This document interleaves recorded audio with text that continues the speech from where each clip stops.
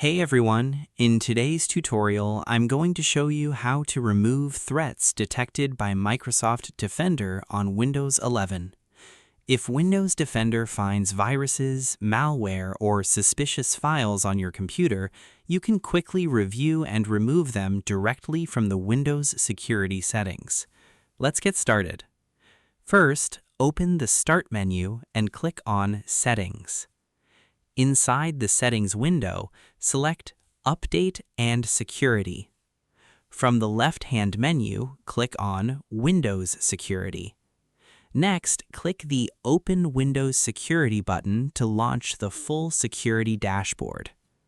Once the Windows Security window opens, look for the first section called Virus and Threat Protection.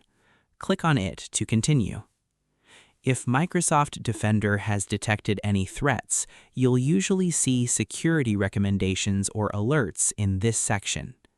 To remove threats, click on Start Actions.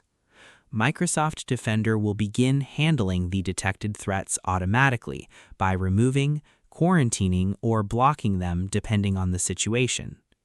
Next, scroll down and open Protection History. This section shows recent security events, detected threats, blocked files, and completed actions. To make it easier to review threats, click on the Filter option. From the available filters, select Blocked Actions or Quarantined Items. Here, you'll be able to see the threats that Microsoft Defender has already handled or removed from your system. If the threats have been successfully removed, you'll see confirmation that the protection actions were completed. Reviewing your protection history regularly is a good way to monitor your computer's security and confirm that Microsoft Defender is actively protecting your device. And that's it. You've successfully removed threats using Microsoft Defender in Windows 11.